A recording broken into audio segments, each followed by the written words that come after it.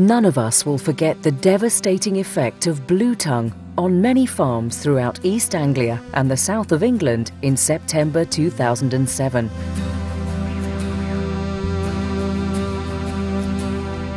Thankfully, in 2008, there was no evidence of circulating disease, due in no small part to the take-up of vaccine by 80 to 90% of farmers in those affected areas. We were affected by Bluetongue in the autumn of 2007, where we had a number of our rams bitten by midges, and this became evident when we lambed in 2008, and subsequently after lambing carried out some fertility tests on our rams and found that out of 45 rams we used, 20 were infertile. We were very fortunate that we had the vaccine available and made it available to farmers from the spring of 2008, so that people were able to protect themselves early before transmission through midges took place.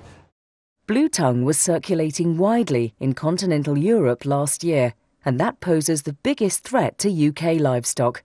In France alone, there were over 24,000 reported cases in 2008.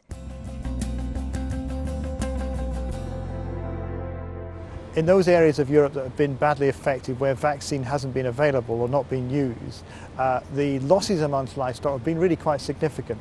High levels of mortality, certainly in lambs, lots of infertility problems, production losses, and continuing chronic problems such as lameness. And it does take farms a long time to recover.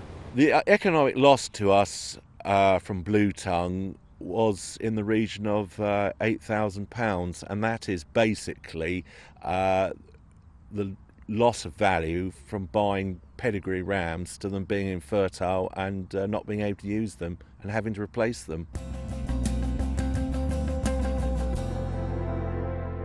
If we get virus into this country, either through imported animals or more likely through infected midge being blown across the channel, then the disease spread in Britain is quite possible if people don't vaccinate, which is why we are encouraging everybody to take up the BTV8 vaccine and vaccinate as soon as they possibly can. Make sure you're protected. We vaccinated all our sheep last year.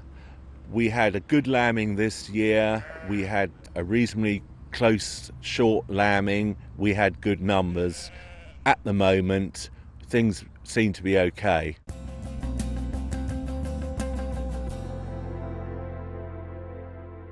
We need to maintain the momentum that we picked up last year and make sure that the vast majority of susceptible animals, that is cattle and sheep, are vaccinated. And that is because we're still under threat from the potential for recrudescence, that is re-emergence of disease in Great Britain, or perhaps disease coming across the channel from infected midges being blown across from mainland Europe. There's no room for complacency. Even those that vaccinated last year will need an annual booster to ensure their animals remain protected. Once you've done the initial course, which is 1 dose for sheep and 2 for cattle, then you need to do an annual booster to maintain protection. And of course you need to vaccinate the young stock that weren't vaccinated last year. I'm sure vaccination last year of every single sheep we've got was a key to not having a problem this year. The midge season is upon us, and the culicoids midge is active now. So now is the time for us to act. Vaccination is the only way to protect your livestock. Any concerns about possible side effects of the vaccine have been dismissed by recent studies, which have shown that less than 1 in 10,000 animals have any adverse reaction to the drug. We've no evidence of this vaccine causing any particular problems in vaccinated stock. I encourage everybody to do it, and if you are worried about the potential for side effects, then consult your own veterinarian and make sure you get the right advice about the timing of the vaccination. Well, we vaccinated all our animals last year and we finished lambing, and we have seen no side effects from vaccination at all, and we'll be vaccinating all our sheep at the same time, second week of May, when we shear.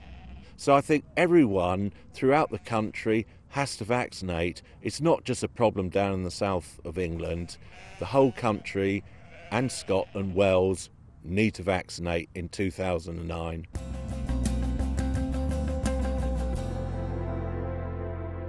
There are strains of BTV circulating in Europe which we are concerned about, and we're working with farmers and the pharmaceutical industry to make sure we're prepared for that.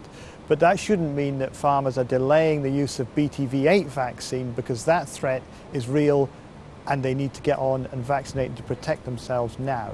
I just recommend every farmer to vaccinate all their animals in 2009. For more information on Bluetongue and how you can protect your livestock, please visit these websites.